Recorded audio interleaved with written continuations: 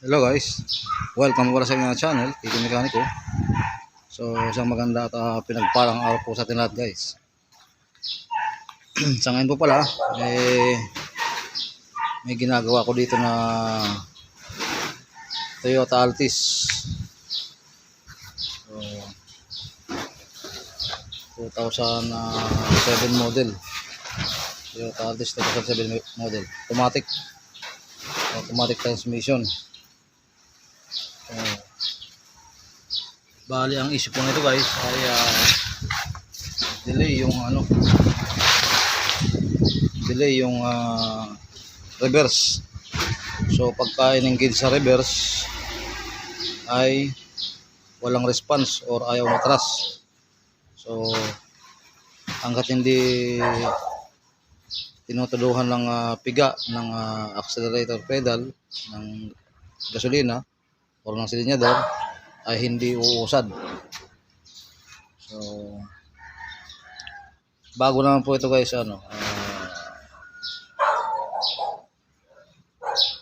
aturan ko ng transmission ng issue ay in-scan ko muna. So after ko ma-scan guys, wala naman siyang DTC or walang error sa system ng transmission. So minsan kasi pagka may ganong mga delay, minsan ang problema sa solenoid lang or minsan madumi lang ang solenoid. So since nawala siyang DTC, so hinatulan ko po ito ng baba transmission at kailangang i-rebuild. So sa ngayon ay kung mapansin niyo dito guys, ay huyag na yung transmission. So yan, huyag itong yung transmission niya.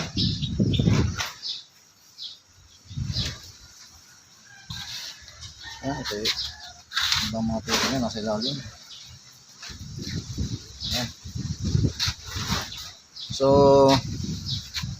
nakita ko po dito guys na sunog itong yan, kung makikita nyo yung plate nya maitim. Ibig sabihin yan guys, pagka ganyang maitim, indikasyon na sunog. So yan, sunog na sunog guys. Maitim na maitim. Yan sunog.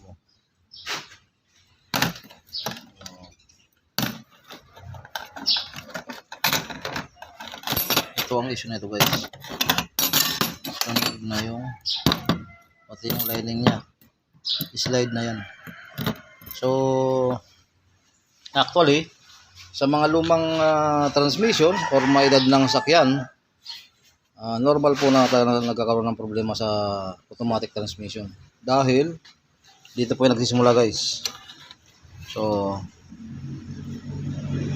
kung mapansin nyo, yung o-ring ay halos pantay na dito. So pantay na dito.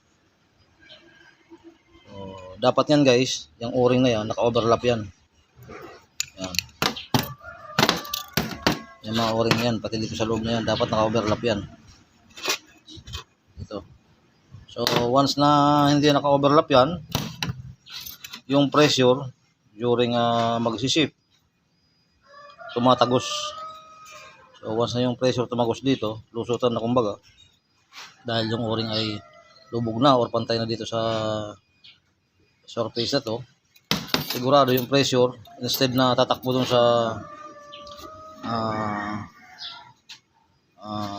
linya kung anong shape yung kinocommand, mapa-drive man o mapa-reverse. So instead na tumakbo doon kung anong position ng gear, so lulusot dito yung pressure at mapapwersa itong friction disc ay itong mga plate. So dahilan para hindi agad umi-engage yung reverse or ayaw agad umusad. So mapa-drive man guys, gawin din sa drive, gawin din reverse or drive pagka may singaw na sa mga o-rings. So sigurado ihina yung pressure at hindi agad mag-engage kung anong gear position man. So, minsan kasi guys, sa mga solenoid lang nagkakaroon ng problema eh. Pero tinesting ko naman lahat ng solenoid na yan, okay naman lahat yan. So, yan. May pyesa lang po nitong pinahabili ko sa may-ari. Dahil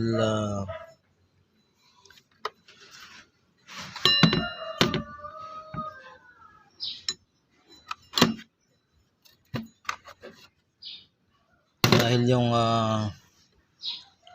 isang parang ganito nakalubog na yung surface, so kailangan palitan.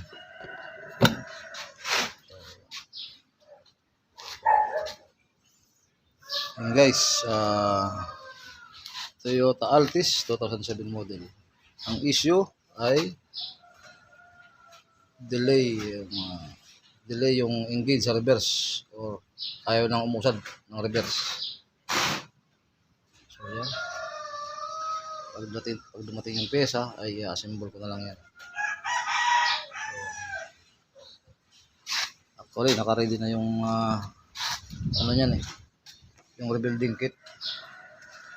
So may rebuilding kit na yan dito So yan yung rebuilding kit niya.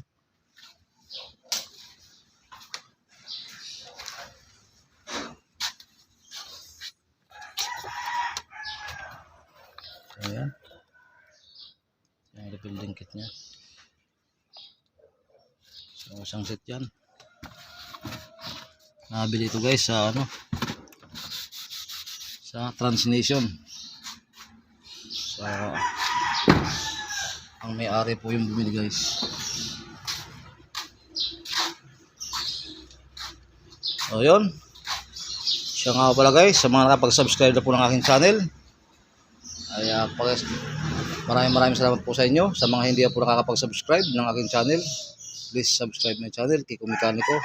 At pakipindot na rin po yung notification bell para lagi po kayong updated sa mga ina-upload ko na videos tungkol sa paggagawa ng iba't ibang trouble ng iba't ibang klase ng sakyan. So yan, malaking bagay po ito guys. If ever maka-encounter po kayo ng itong trouble, so at least magsisilbi po itong reference or kung ano yung dapat gawin pagka naka-encounter ng delay yung response sa reverse man o mapadrive. So unang-una, kailangan i-scan muna para malaman kung may fault. So kung wala namang fault, sigurado mechanical error yan. So yun guys, hanggang dito lang po ang aking video. At pakiabangan nyo lang po yung sunod ko na update nito tungkol sa ginagawa ko na Toyota Altis 2007 model. May issue na sobrang delay sa reverse, or minsan ayaw talaga tumakbo sa reverse. So pakiabangan nyo lang po yung sunod na update nito. Maraming salamat po. God bless.